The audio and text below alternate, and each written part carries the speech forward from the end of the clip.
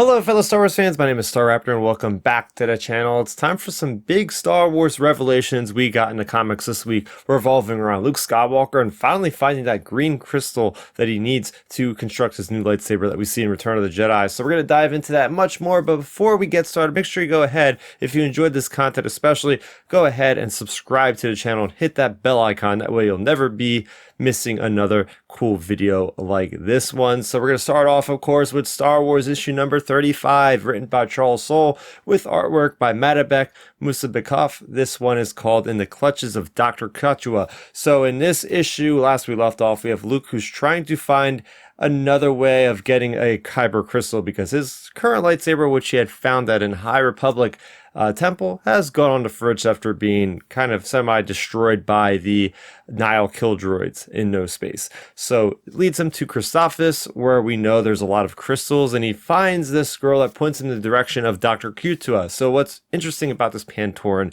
is he was one of the original people that worked alongside of Galen Erso to construct the Kyber crystal research that would eventually become the Death Star. So he knows that he was able to flee and he didn't get, captured by the Empire and all that sort of thing. So now he has continued his work just studying the Kyber crystals, and he's very knowledgeable, as you could imagine, about what happens, even though he's not force sensitive. So this issue, he puts Luke to the test in return for him repairing or modifying the cracked crystal that Luke has. He has Luke doing research for him. So first, the test, he has a red Kyber crystal, and he explains about the history of what these red Kyber crystals are.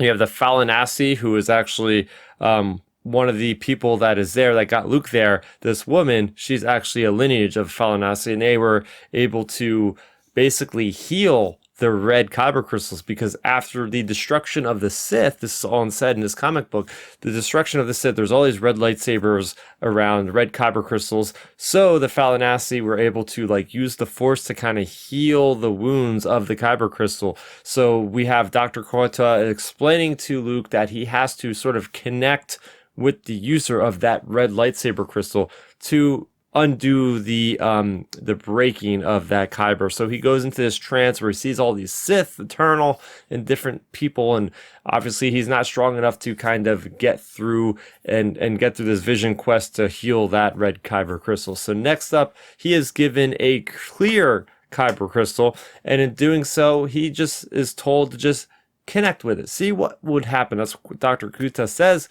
Luke goes into this trance, and now next he's on Dagobah with Yoda, and he's being quite angsty with Yoda and saying that, hey, I don't really need to be back here, and Yoda's saying, why haven't you been back here? It's just a little bit of going back and forth. At one point, Luke goes into this alternate dimension where in his mind he is with Vader, and remember, in Vader, issue number 25 of the 2017 run by Charles Soule, we've seen the counterpart of what this looks like Luke in the Force as an entity on Mustafar with Vader.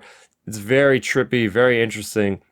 And then eventually Luke comes back to, because he's gone, unconscious in the real world here. And then we see what happens. He comes to, and now all of a sudden that clear crystal has turned to green.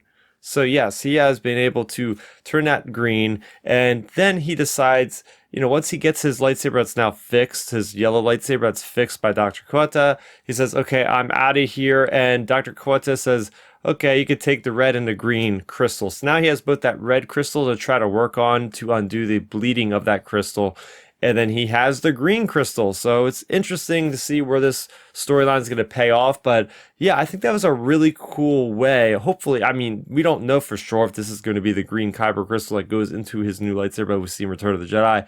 I think it's quite obvious. It has to be. Why is this significant in here if it isn't that? But it's nice to see that Luke has gotten a crystal that means his own, right? So I love how this issue specifically goes into the construction of the lightsaber, right? You got the power cell, you got the emitter, you got the switches, you got obviously the Kyber crystal, the focusing lens. So it really goes into the anatomy, if you will, of what a lightsaber is and the connection, the importance of a connection with the lightsaber. Dr. Kuita, even though he's not a Force sensitive, he's not a Jedi or anything, he's schooling Luke on all this. He literally says, like, welcome to class to Luke in this sarcastic way. Like, Luke doesn't know anything about this, but, you know, he was never given this lesson by Yoda or Ben or anybody like that. So this is how he's getting that information in a time where these people that would normally give you these lessons in a Jedi temple no longer exist because they've been killed in Order 66. So it's neat getting that understanding that Luke, he couldn't connect. The Kyber crystal, as you know, is more of like almost a living matter. It connects with its user. He wasn't able to connect with Anakin's lightsaber that well. He's not obviously able to connect very well with this High Republic yellow lightsaber. So now he's basically turning this clear crystal into a green crystal, letting this crystal kind of attach itself to him in a way that's a lot more organic than just, you know, picking a lightsaber off the ground and be like, oh, it's mine now. Like, this crystal is actually sort of becomes like a symbiotic relationship with the Force user. So I think this is a lot more of a cooler idea, or a lot cooler of an idea than him just getting like Qui-Gon's, you know, crystal that Ben Kenobi would have left back. I know it's a big rumor that a lot of us have been thinking about, but I think this is actually a more profound moment for Luke for this to happen, and now Luke is going to continue on to his journey. So yeah, that was Star Wars issue number 35. Seminal issue. I feel like this is a big stepping stone for Luke on his journey, and hopefully we don't have to wait too much longer to actually see him with the green lightsaber. Next up in the same era here in Return of the Jedi, we have another one-shot. This one's written by Jody Hauser with artwork by Jethro Morales. This is Empire number 1, codenamed Operation Endor. And what this is all about, we open up, we get this crawl that signifies, okay, the Empire now has been around for, you know, like over 20 years, and they have been taking other organizations that are public organizations or trade organizations and now kind of folded them into the Empire against the people's will. And that's what's happened with this one main character of this one-shot story, is his family business has been absorbed by the Empire.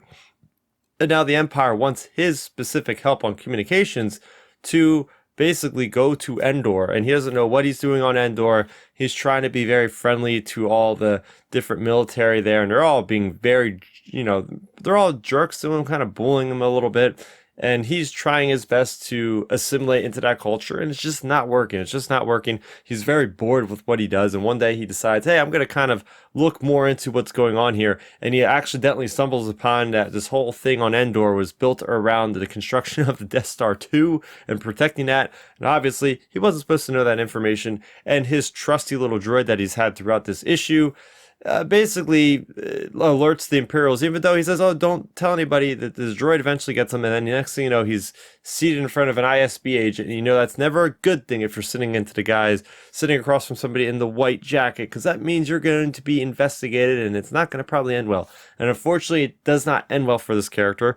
He's shipped off to a prison that looks very similar to the one we see in Andor, like our Icona 5. He meets a Devaronian, and the Devaronian, and they kind of all are there for the same thing. Like the Empire, it doesn't matter if you stumble across something inadvertently, like once you get in their mark, they're gonna get rid of you. So evidently enough, maybe he's working on the Death Star 2, making parts the same way Andor did. So yeah, I've been really enjoying these one-shot stories. They're all written with different creative teams, and overall, I think this has been a really good win for Star Wars with one-shot comics revolving around Return of the Jedi. These all have that kind of moment at the end of these, which is kind of a stinger, where it's like, oh man, this is like a really sad kind of story where this guy ended up in this way, and he had no intention of doing it.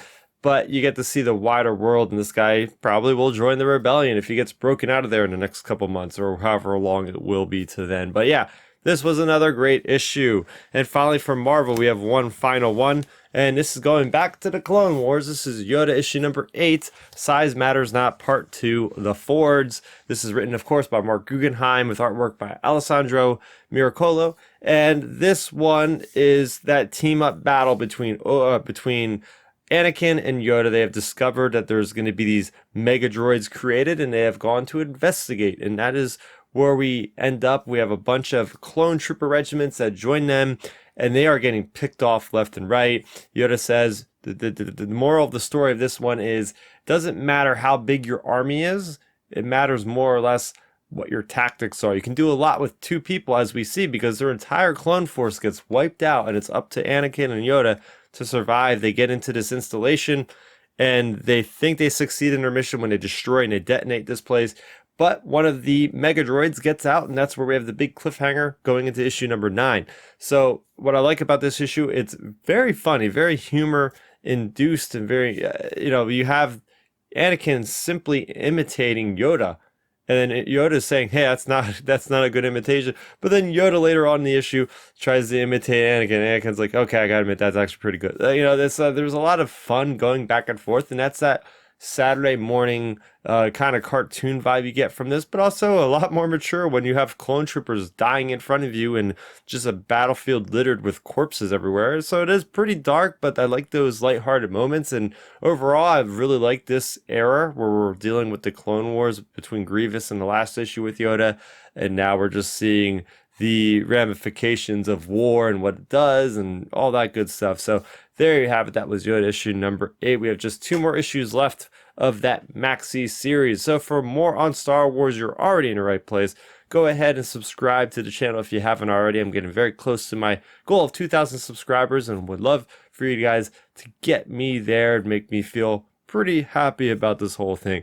But anyway, you can go ahead and you can do that. And you can also check out our weekly Star Wars podcast every Sunday at 7 p.m. Eastern called Outer Rim Transmission. It's also available on any podcast streaming network of your choice to download after the fact. So that's going to do it for me, Starrapter. Thank you so much for watching, and may the Force be with you always. Thanks for checking out the video. Please hit that thumbs up symbol. It helps me know that I'm making content that you guys enjoy. And if you enjoyed this video, I also include 2 videos down below you guys should check out. And please consider subscribing to this channel. It helps support me, and it notifies you guys of when I get new videos up on the channel. You can also contact me on Twitter, Facebook, and Instagram at Starrapter.